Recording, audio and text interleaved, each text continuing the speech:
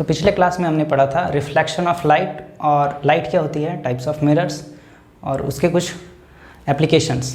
तो आइए उनके बारे में पढ़ते हैं, थोड़ा सा एक ब्रीफ रिवीजन कि हमने पिछले क्लास में क्या क्या पढ़ा। तो हमने पहले पढ़ा था रिफ्लेक्शन ऑफ लाइट।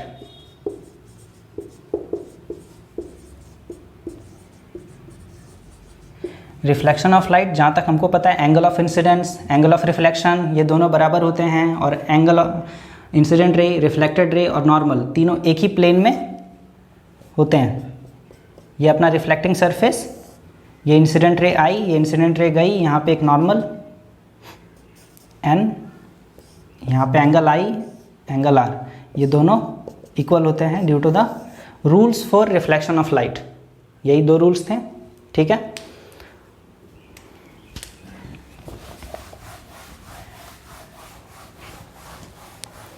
उसके बाद हमने पढ़ा था प्लेन मिरर। तो प्लेन मिरर में क्या होता था कि जितने डिस्टेंस पे हम ऑब्जेक्ट को रखते थे मिरर से, हमारा इमेज उतने ही अंदर बनता था मिरर के अंदर में। तो कैसा बनता था, वर्चुअल एंड इरेक्ट। देखिए, वर्चुअल कहने का मतलब है कि हमारा जो इमेज है वो एक्चुअल में हमें वैसा दिखता नहीं है। मतलब कि अगर हम इमेज को मिरर के अंदर देखना चाहें तो अंदर हमें दिखेगा, लेकिन क्या ऐसा होता है कि मिरर के उतने अंदर डिस्टेंस पे हमें ऑब्जेक्ट दिखाई दे?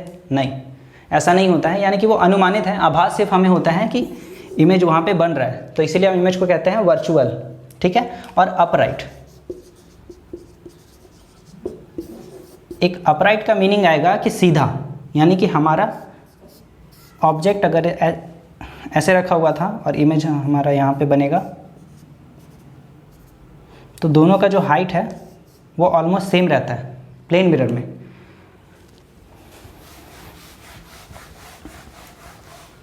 और बाकी हमने कनकेव मिरर के कुछ रूल्स पढ़े थे, rules for image formation in concave mirror. तो आज हम लोग डिस्कस करेंगे rule formation for convex mirror, image formation in convex mirror और कनकेव मिरर दोनों के लिए, ठीक है। और उसके कुछ कुछ यूजेस जो हम लोग रेगुलर लाइफ में करते हैं वो धीरे धीरे करके स्टडी करते चलेंगे।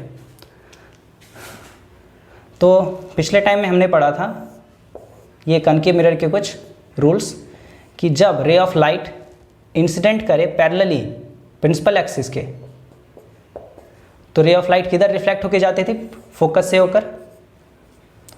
और दूसरा रूल था कि जब रे ऑफ लाइट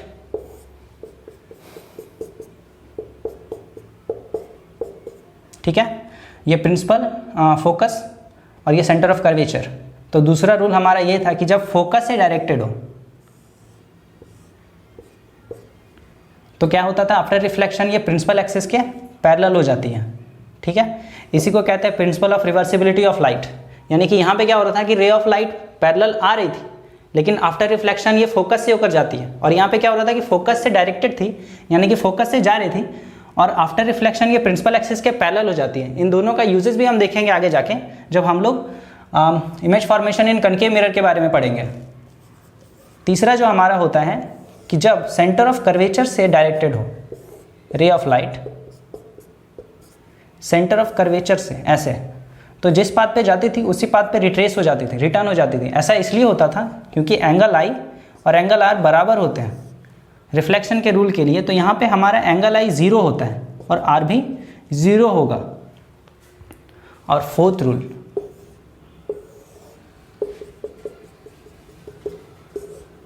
ये P, F and C, fourth rule होता था कि जब पोल से जाके टकराए, ठीक है, तो सिमेट्रिकल होने के कारण ये वापस उसी पाथ पे रिफ्लेक्ट होकर, तो ये हमारा एंगल I और ये हमारा एंगल R, ये जो पोल है ये उतना परपेंडिकुलर होता था मिरर के लिए, ठीक है। देखिए, तो इन्हीं चार का यूज़ हम करेंगे रूल्स फॉर्मेशन इन कनकेव मिरर में, जिसमें 1, 2 और ये 3 इसका यूज़ करेंगे। ये चौथा का यूज़ नहीं करेंगे, क्योंकि क्या होता है कि जब हम हैंड होल्डिंग में बनाते हैं अपने हाथ से, यहाँ पे हमको जब भी बनाए तो एंगल आई और एंगल आर हमको देखना पड़ेगा कि दोनों इक्वल होता है या नहीं। तो इस टाइप से हमारा इमेज जो रहेगा वो सही तरीके से बनेगा, वरना नहीं। तो यहाँ पे अगर हम देखना चाहें तो कंपास यहाँ पे यूज़ कर नहीं सकते हैं, इसलिए हम इसका यूज़ नहीं करेंगे, ये 3 का यूज़ करेंगे।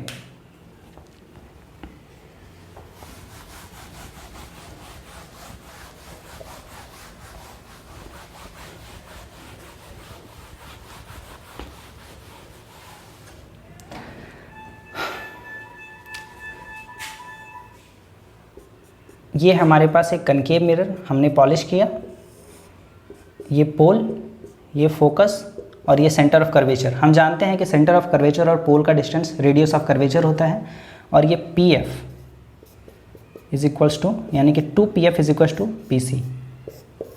ये रिलेशन हमने पढ़ा था, यानी कि 2f is equals to r।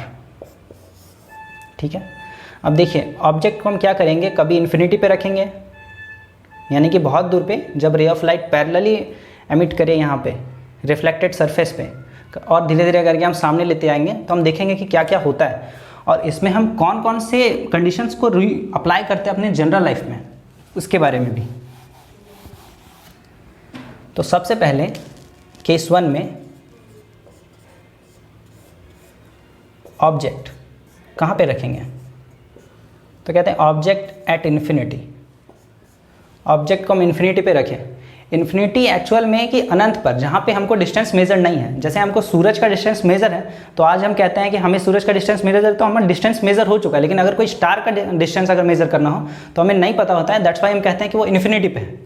ठीक है, तो जिसका डिस्टेंस अगर मेजर ना हो तो उसे कहेंगे इन्फिनिटी पे। अगर हमें एक ट्री है बहुत दूर पे जिसका डिस्टेंस हमें मेजर नहीं है, तो हम कहेंगे वो भी इन्फिनिटी पे है। तो जैसे ही इन्फिनिटी पे हम ऑब्जेक्ट को रखते हैं तो रे ऑफ लाइट क्या होती हैं, पैरेलल हो जाती हैं। ये infinity ray of light parallel हो गई, किसके, प्रिंसिपल एक्सिस के। तो पैरेलल होने में पहला रूल हमारा था कि वो फोकस से होकर जाती हैं। ठीक है,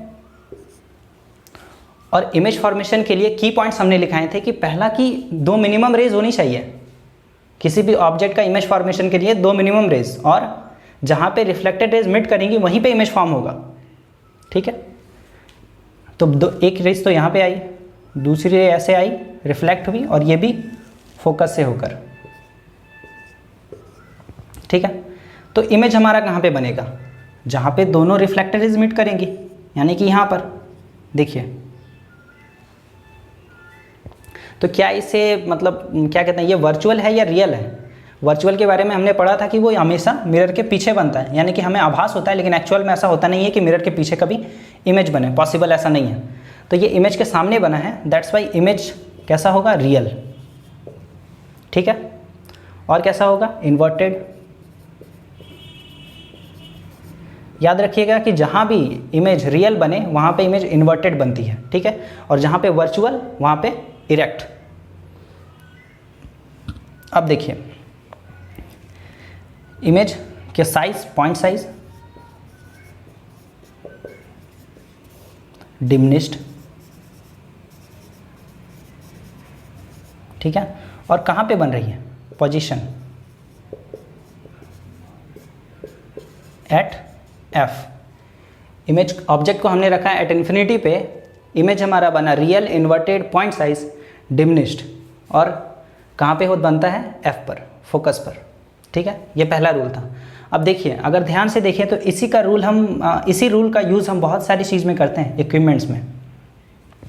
एक्चुअल में कनकेव मिरर हमारे पास 6 कंडीशन देता है इमेज फॉर्मेशन के लिए।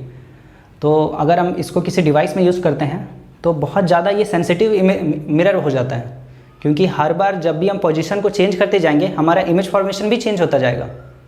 कोई भी स्पेसिफिक नहीं है कि हम यहाँ पे भी ऑब्जेक्ट रखें तब भी ऐसा इमेज बनेगा, वहाँ पे ऑब्जेक्ट रखें तब भी ऐसा इमेज बनेगा, सामने रखें, दूर रखें, हर टाइम पे अलग अलग बनता है, इसीलिए बहुत सेंसिटिव मिरर होता है। ठीक है, तो इसका यूज़ हम करते हैं सोलर फर्नेसेस में। देखिए सोलर फर्नेसेस में क्या होता है, ऐसे करके कनकेव मिरर लगा हुआ है। ठीक है, अब रे ऑफ लाइट कहीं से भी आ रही, दूर से आएंगी तो भी इन्फिनिटी का मतलब पैरेलल हो जाएंगी प्रिंसिपल एक्सिस के। ठीक है, तो ये अपना प्रिंसिपल एक्सिस। ठीक है, अब रेस पैरेलल हो गई, तो हम जानते हैं कि जब भी रेस पैरेलल होती हैं प्रिंसिपल एक्सिस के तो फोकस से होकर जाती हैं। तो सारी रेस फोकस से होकर जाएंगी।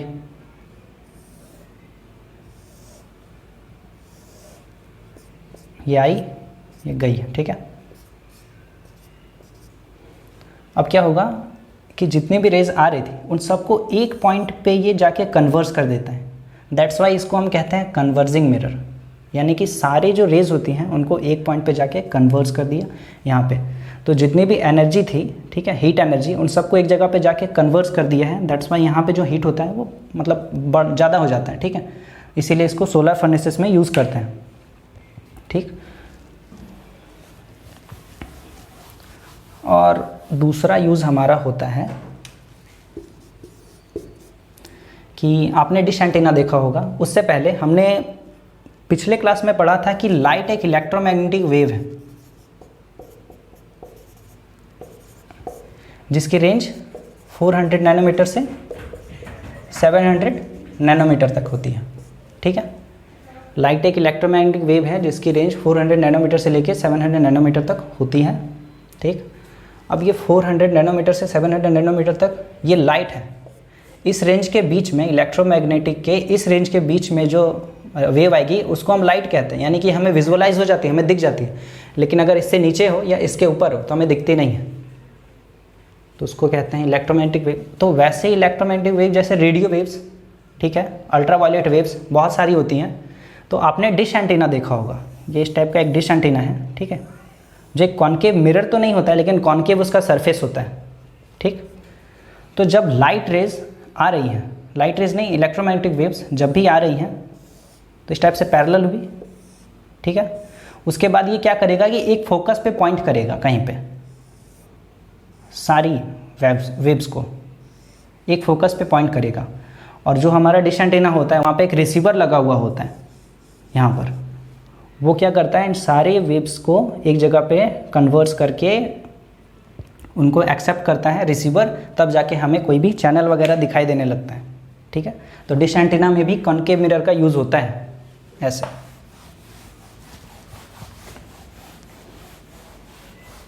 जो हमारा होता है एप्लीकेशन कॉन्केव मिरर के, इसका देखिए क्या होता है कि डेंटिस्ट जो होते हैं वो अपने हेड मिरर पे एक मिरर लगा के रखते हैं यहाँ पर, ठीक है, बीच में खोल होता है देखने के लिए। तो वो क्या करते हैं कि जितनी भी लाइट रेज आ रही होती हैं, ठीक है, अब टॉर्च से क्या होता है ना कि एक जगह पे सेंटर करना पॉसिबल नहीं होता और उनका देखना भी पॉसिबल नहीं होता वैसे में। तो वो क्या कॉन्केव मिरर लगा के रखते हैं। कॉन्केव मिरर में क्या होता है कि लाइट रेज ऐसे दूर से आती हैं, रिफ्लेक्ट होती हैं और एक जगह कहीं पॉइंट पे सेंटर करती हैं, ठीक है। तो उसका फोकस काफ़ी दूर रहता है, जिस वजह से वो क्या करते हैं कि ऐसे करके हेड को हिलाते हैं और उनको वो जो पॉइंट मिलता है जहाँ पे उनको देखना है वो उनको मिल जाता है, वो देख सकते हैं आराम से, ठीक है। ये डेंटिस्ट यूज़ करते हैं। और भी बहुत सारे यूजेस हैं लेकिन सबके बारे में स्टडी नहीं कर सकते हैं, तो धीरे धीरे करके पढ़ते चलते हैं। ये अपना केस 1 था और अब केस 2 में हमारा रहेगा कि object at beyond C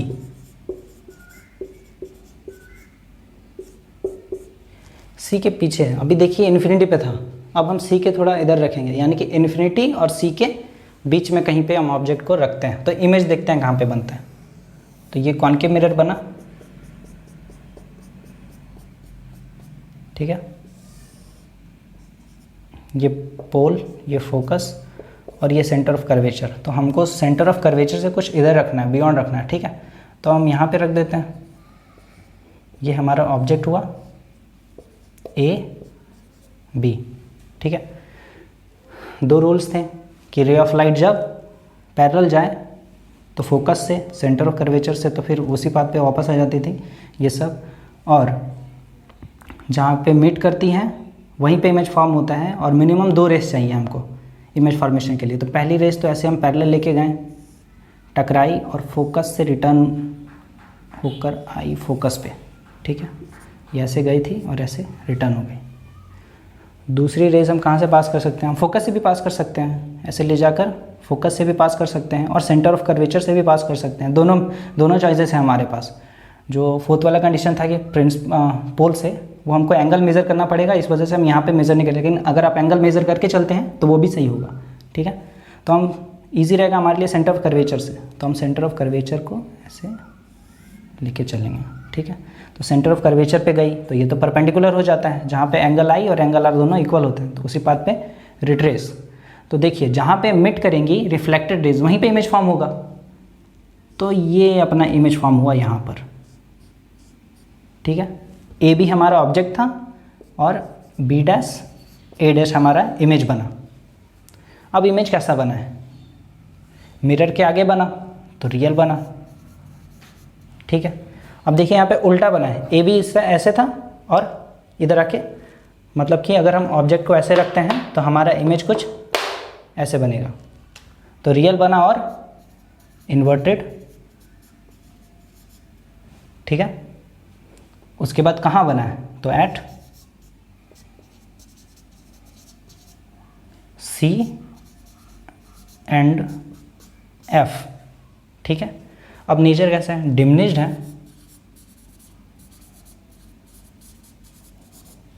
diminished है, ठीक है। बस ये अपना सेकंड केस है, इमेज फॉर्मेशन इन कनकेव मिरर में।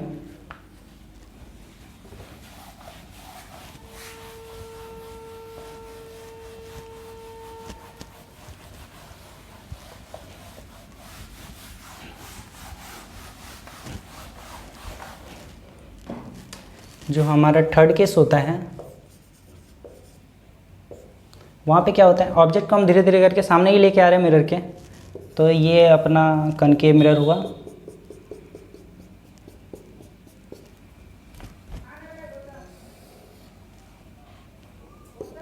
ये पोल, ये फोकस और ये सेंटर ऑफ कर्वेचर, ठीक है। अब हम क्या करेंगे कि हम अभी यहाँ पे रखे थे ऑब्जेक्ट को, हम सी के पीछे रखे थे, अब हम क्या करेंगे, हम सी पर रखेंगे यहाँ पे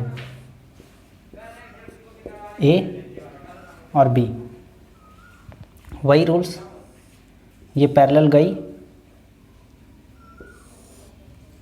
टकराने के बाद फोकस से होकर गई, ठीक है। और दूसरा रूल हमारे पास था कि हम सेंटर ऑफ कर्वेचर से पास करें, लेकिन हमारा जो ऑब्जेक्ट है वही सेंटर ऑफ कर्वेचर पर है, तो हम क्या करेंगे, मेरे पास दो चॉइसेस हैं अभी कि पोल से होकर जाए या फिर फोकस से होकर जाए, तो हम फोकस से होकर जाने ऐसे, तो आफ्टर रिफ्लेक्शन टकराकर ऐसे आके मिलती है, तो यहाँ पे पता चलता है ऑब्जेक्ट हमारा यहाँ पे मिलेंगे, ठीक है। तो यहाँ पे हमें पता चला कि जितना हमारा ऑब्जेक्ट का साइज़ था उतना ही हमारा इमेज का भी साइज़ है, ठीक है। यही एक केस होता है कॉनकेव मिरर में, जहाँ पे हम सेंटर ऑफ कर्वेचर पर रखें तो जितना हमारा ऑब्जेक्ट का साइज़ होता है उतना ही हमारा इमेज का भी साइज़ हो जाता है। अब देखिए यहाँ पे जो इमेज की प्रॉपर्टी है, इमेज कहाँ पे बना, इमेज बना एट सी, ठीक है। कैसा बना है, सेम साइज ऑफ ऑब्जेक्ट और वही रूल्स, रियल इन्वर्टेड। ऑब्जेक्ट हमारा कहाँ था, एट सी। ये थर्ड केस। फोर्थ केस हमारा होता है जहाँ पे हम ऑब्जेक्ट को, देखिए ऑब्जेक्ट में आपने गौर किया होगा कि ऑब्जेक्ट को जैसे जैसे हम करके मिरर के सामने लेके आ रहे हैं, ठीक है, हमारा इमेज जो है वो शिफ्ट हो रहा है। पहले हमारा इमेज यहाँ पे था, फिर हमारा इमेज कुछ यहाँ पे आया, अब हमारा इमेज डायरेक्टली सी पर आ गया है, यानी कि हमारा जो इमेज है वो धीरे धीरे करके इस साइड शिफ्ट कर रहा है। जैसे जैसे हम ऑब्जेक्ट को इधर लेके जा रहे हैं हमारा इमेज इस साइड पे शिफ्ट होता चला जा रहा है, ठीक है। तो केस 4 में हम क्या करते हैं, अभी सी पर रखे थे, अब हम सी और एफ के बीच में रखते हैं। तो ये हमारा कॉनकेव मिरर, ये पॉलिश किया हुआ सरफेस, ये पोल, फोकस और सेंटर ऑफ कर्वेचर, ठीक है। अब हम सी और एफ के बीच में रखते हैं, तो सी और एफ के बीच में हम जैसे ही रखते हैं सेम वही ए और बी, ठीक है। ये पहली रे गई, टकराई और सीधे एफ पे होके, दूसरी रे के लिए हमारे पास चॉइसेस हैं, या तो हम सेंटर ऑफ कर्वेचर से पास कराएं, फोकस से पास कराएं, पोल से पास कराएं। तो हम सेंटर ऑफ कर्वेचर से पास कराएंगे क्योंकि इस टाइम पे वो खाली है, ठीक है। तो जो लाइट रे वो यहाँ से जाएंगी, है ना। तो मिरर को ऐसा लगना चाहिए कि जो लाइट रेज हैं वो सेंटर ऑफ कर्वेचर से होकर आ रही हैं। ये गई, सिंस यहाँ पे आई 0 तो आर भी 0, तो टकराई और वापस उसी पाथ पे, तो ऐसे करके इधर कहीं पे जाके मिलती हैं। तो यहाँ पे बी डैश और ए डैश। इस कंडीशन पे क्या होता है कि जो हमारा इमेज है, इमेज ऑब्जेक्ट से काफ़ी लार्ज हो रहा है। अब देखिए एक और कंडीशन कि जैसे जैसे सबसे पहले पॉइंट साइज था, उसके बाद थोड़ा छोटा हुआ, उसके बाद सेम साइज़ का हुआ, अब उसके बाद बड़ा हो रहा है, उसके बाद और बड़ा होगा, आगे देखते चलेंगे। तो ऐसे जैसे जैसे हम शिफ्ट कर रहे हैं हमारा इमेज का साइज़ और पोजीशन भी चेंज हो रहा है मिरर के लिए, ठीक है। तो यहाँ पे देखिए इनलार्ज हो गया। अब यहाँ पे जो हमारा ऑब्जेक्ट था वो कहाँ पे था, at between C and F, ठीक है। और इमेज एट बियॉन्ड सी,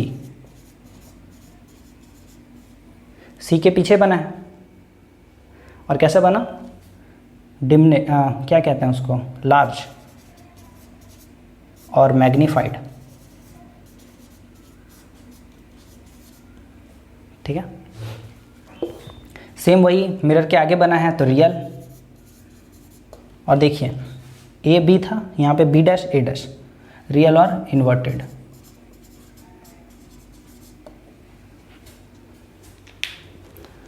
अब हमारा फिफ्थ कंडीशन चलेगा।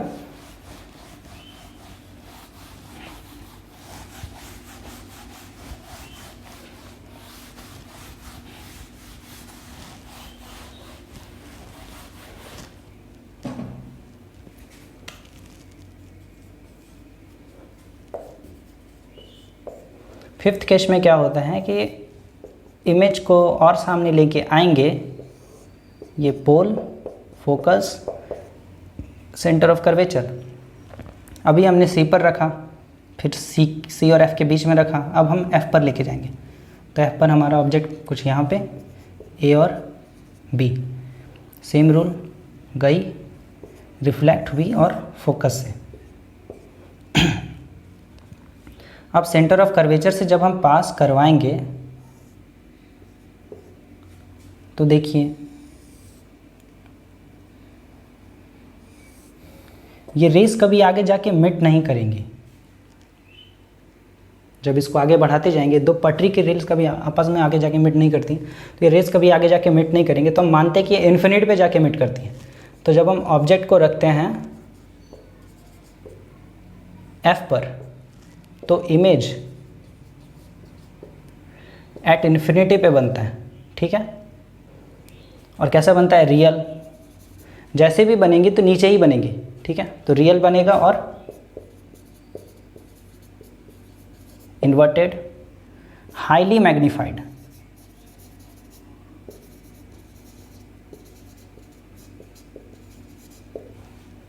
Image at infinity, real, inverted, highly magnified, ठीक है।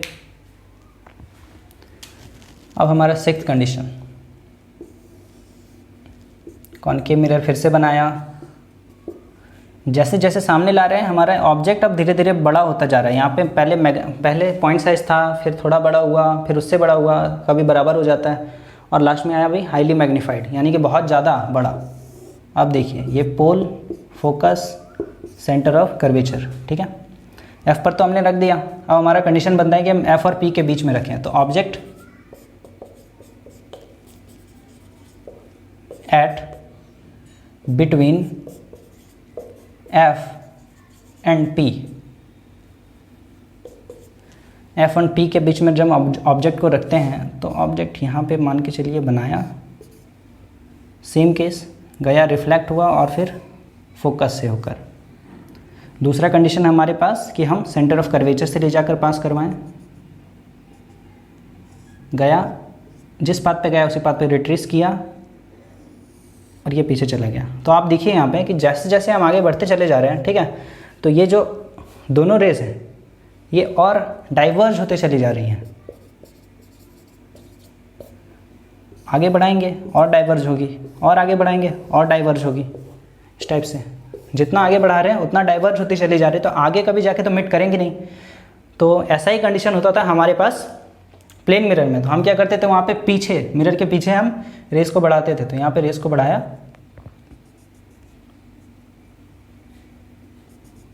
और इमेज हमारा कुछ यहाँ पे बना।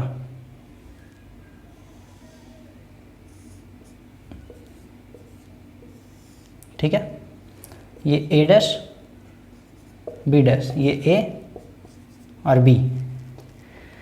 कॉनकेव मिरर में सिर्फ यही कंडीशन होता है जिसमें इमेज हमारा रियल, वर्चुअल और इरेक्ट बनता है, अपराइट बनता है, ठीक है। बाकी सारे जो फिफ्थ कंडीशन थे सब में हमने पढ़ा कि रियल और इन्वर्टेड, इसमें कैसा बनता है, वर्चुअल इरेक्ट, देखिए, और बड़ा, बाकी सब में बड़ा तो बन रहा था लेकिन रियल बन रहा था और इन्वर्टेड बना था। यहाँ पे कैसा बना, वर्चुअल और इरेक्ट और बड़ा। तो इमेज कहाँ पे बनेगा, बियॉन्ड द मिरर, उसके बाद प्रॉपर्टीज क्या होती थी, वर्चुअल,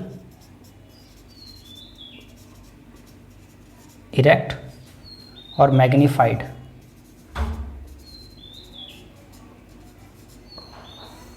अब देखिए इस कंडीशन का यूज़ हम कहाँ करते हैं, ठीक है। अगर आपको एक कॉनकेव मिरर दिया जाता है शेविंग करने के लिए, ठीक है, तो कैसा होगा, अगर आप कॉनकेव मिरर में ऐसे करके देखें और आपका जो फेस है वो आपको उल्टा दिखाई दे, उसमें जैसा चम्मच में हमको दिखाई देता है, क्योंकि उसका जो फोकस होता है बहुत सामने होता है, इसीलिए हमको जो इमेज होता है वहाँ पे उल्टा दिखाई देता है। तो इस कंडीशन पे जब हम एफ और पी के बीच में रखते हैं तो हमें इमेज कैसा दिखता है, बड़ा दिखता है, ठीक है, और इमेज अंदर थोड़ा दूर, डिस्टेंस थोड़ा दूर होता है। ये शेविंग मिरर्स में यूज़ होता है या मेकअप मिरर्स में, दोनों में, ठीक है। एक्चुअल में आपको देखने से नहीं पता चलेगा कि वो कनकेव मिरर है, क्योंकि उसका बनाया हुआ ऐसा रहता है जैसे, मतलब कनकेव मिरर का छोटा सा टुकड़ा होता है, ठीक है, और उसका जो फोकस होता है वो बहुत बड़ा होता है। तो आप जहाँ पर भी फेस को रखेंगे वो फोकस के अंदर ही आ जाता है, जिस वजह से जो हमारा कनकेव मिरर का फोकस होता है, ठीक है, उसके बीच में हम ऑब्जेक्ट को रखते हैं, फोकस और पोल के बीच में, दैट्स वाई हमारा जो इमेज होता है वो इनलार्ज बनता है, ठीक है, मैग्नीफाइड तो हो गया। ये थे 6 कंडीशन कॉनकेव मिरर का इमेज फॉर्मेशन में, ठीक है। आगे हम पढ़ते हैं rules for image formation in convex mirror, just वैसा ही जैसा हमने कनकेव मिरर में पढ़ा था, और फिर उसके बाद इमेज फॉर्मेशन इन कन्वेक्स मिरर, दोनों।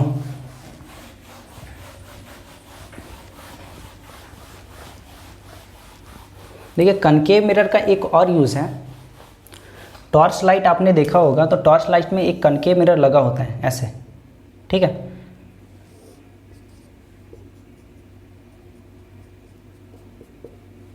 ये फोकस और ये सेंटर ऑफ कर्वेचर। तो हमने principle of reversibility of light में पढ़ा था कि जब रे ऑफ लाइट आती थी तो फोकस से टच होकर जाएंगे, ठीक है, और जब फोकस से डायरेक्टेड हो तो प्रिंसिपल एक्सिस के पैरेलल हो जाती थी। तो अगर ऐसा हम करें कि हम फोकस पे ही एक बल्ब लगा दें, ठीक है, तो जब इसकी रे ऑफ लाइट इमिट करेंगी चारों तरफ तो वो सारी रिफ्लेक्शन के बाद पैरेलल हो जाएंगी। इस वजह से हम कॉनकेव मिरर का यूज़ टॉर्च लाइट में भी करते हैं और बाइक के या फिर कार के हेडलाइट्स में भी। इतना था हमारा इमेज फॉर्मेशन इन कॉनकेव मिरर, ठीक है। तो हम लोग पढ़ते हैं इमेज फॉर्मेशन इन कन्वेक्स मिरर। जैसा हमने कॉनकेव मिरर में 6 रूल्स पढ़े थे वैसा इसमें 2 रूल्स होंगे। केस 1 में आता है हमारा ऑब्जेक्ट एट इन्फिनिटी, ठीक है, ऑब्जेक्ट जब इन्फिनिटी पे हो तब। देखिए ये तो कॉनकेव, ये कॉन्वेक्स मिरर, ये P, F एंड C। तो ऑब्जेक्ट इन्फिनिटी पे कहीं यहीं होगा, मिनिमम 2 रेस चाहिए थी जो जाके रिफ्लेक्ट होकर मीट करे, उसके बाद वहाँ पे इमेज फॉर्मेशन होगा। तो ये अपना पहला रे तो आया पैरेलल, दूसरा रे भी पैरेलल। तो पैरेलल होता है तब क्या होता है, ये डाइवर्जिंग लेंस है जिस वजह से ये डाइवर्ज हो जाती हैं, ठीक है। अब इस कंडीशन पे क्या होगा कि जो रेस थी हमको फोकस पे जाके मीट करवाएंगे, जब भी प्रिंसिपल एक्सिस के पैरेलल है तो फोकस पे जाके मीट करेंगे, तो इनको फोकस पे मीट कराएंगे यहाँ पे पीछे। तो इमेज हमारा कहाँ पे बनेगा, इमेज बियॉन्ड द मिरर और वर्चुअल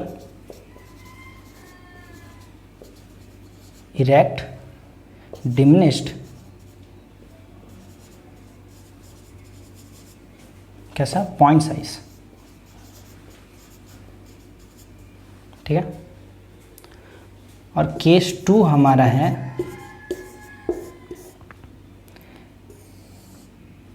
ये अपना कन्वेक्स मिरर।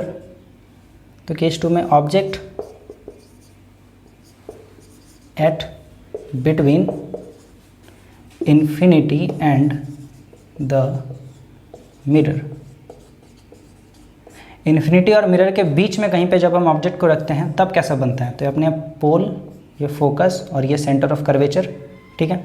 तो कहीं पे भी यहाँ पे यहाँ पे यहाँ पे कहीं पे भी रख सकते हैं, हम यहाँ पे रखते हैं, ठीक है। तो पहली रे ऑफ लाइट पैरेलल जाएंगी, तो पैरेलल जब भी जाएंगी तो डाइवर्ज हो जाएंगी, डाइवर्ज होंगी तो हमको कहाँ पे मीट करवाना है, फोकस पे मीट की, ठीक है। दूसरी ray of light centre of curvature से, तो ये हम ऐसे करके लेकर गए। अब देखिए सेंटर ऑफ कर्वेचर से जब भी लाइट रे जाती है, सेंटर ऑफ कर्वेचर सेंस क्या होता है, परपेंडिकुलर होता है मिरर के, तो जिस पाथ पे गई थी उसी पाथ पे वापस रिट्रेस हो जाती हैं, जिस वजह से इमेज हमारा यहाँ पे पॉइंट मिट हुआ था, तो यहाँ पे हमारा इमेज फॉर्म होगा ए डैश बी डैश, ये ए और ये बी, ठीक है। तो इमेज हमारा कैसा बना, फिर से वर्चुअल और direct image at between P and F, virtual erect diminished. ये था हमारा कन्वेक्स मिरर के दो क्या कहते हैं इमेज फॉर्मेशन रूल्स, ठीक है। दो ही हैं बस। तो देखिए कॉन्वेक्स मिरर का यूज़ कहाँ पे होता है। कॉन्वेक्स मिरर का यूज़ बेसिकली आप जो हेडलाइट वगैरह दिखते हैं, रियर व्यू जो बाइक में या कार में साइड मिरर होता है उसमें देखने के लिए, देखिए वहाँ पे जब भी आप देखते हैं तो आपको छोटी छोटी होकर चीज़ें दिखाई देती हैं और बड़ा व्यू दिखता है, यानी कि एक बहुत बड़ा व्यू आपको वहाँ पे कैप्चर करके दिखाता है। जैसे ये अपना कन्वेक्स मिरर, यहाँ पे जब लाइट रे पैरेलल आई तो रिफ्लेक्ट हुई, डाइवर्ज हुई। तो देखिए यहाँ पे अगर देखना चाहें तो ये अपना एक व्यू फील्ड रहेगा इतना बड़ा, तो इतना बड़ा व्यू फील्ड में आपको दिख सकता है सारा चीज़ एक कन्वेक्स मिरर में, ठीक है। लेकिन इसी जगह पे प्लेन मिरर होगा तो आया उसी पाथ पे, मान के चलिए ऐसे ही जाएगा तो इसी पाथ पे, तो आपको ज़्यादा बड़ा दिखता नहीं है। तो इस कंडीशन पे एक बहुत बड़ा व्यू दिखता है, जिस वजह से हम कन्वेक्स मिरर को साइड मिरर में यूज़ करते हैं। यहाँ पर समझ आ रहा है। लेकिन क्या होता है कि हमें जितना भी ऑब्जेक्ट होता है वो छोटा दिखाई देता है। देखिए दोनों कंडीशन में जो ऑब्जेक्ट का इमेज रहा वो छोटा दिखाई देगा। यहाँ पे तो पॉइंट साइज हो गया और यहाँ पे क्या होगा, जो ऑब्जेक्ट अपना ए बी है, ए डैश बी डैश उससे छोटा है, तो हमेशा इसमें छोटा ही बनाएगा, वर्चुअल बनाएगा, इरेक्ट बनाएगा और डिमिनिश बनाएगा, छोटा बनाएगा, ठीक है। छोटा बनाने के कारण हमारा पॉइंट ऑफ व्यू ये होता है कि जब भी कोई भी चीज़ हमें छोटी दिखाई देती है तो हमें लगता है कि वो बहुत दूर है। लेकिन इस कंडीशन पे मिरर के केस में ऐसा होता नहीं है, इसीलिए आपको दिखाया जाता है जैसे मिरर में लिखा हुआ होता है object in the mirror are closer than they appear, ठीक है। यानी कि जितना वहाँ पे आपको दूर दिख रहा है उतना है नहीं, आपके क्लोज है वो, ये मिरर में लिखा होता है। तो उसका मतलब ये होता है कि अगर आप ये समझकर चल रहे हैं कि हमें इमेज जितना दूर दिख रहा है उतना दूर पे ट्रक भी है, तो ऐसा नहीं है, ट्रक आपके सामने है। तो आपको ये समझना पड़ेगा, वरना क्या होगा कि ट्रक आपके ऊपर से चला जाएगा और आपको हॉस्पिटल में पता चलेगा कि हमें क्या बोलते हैं, वहाँ पे पढ़ना पड़ेगा कि कॉन्वेक्स मिरर का यूज़ क्या क्या था और कैसे ये काम करता है, ठीक है।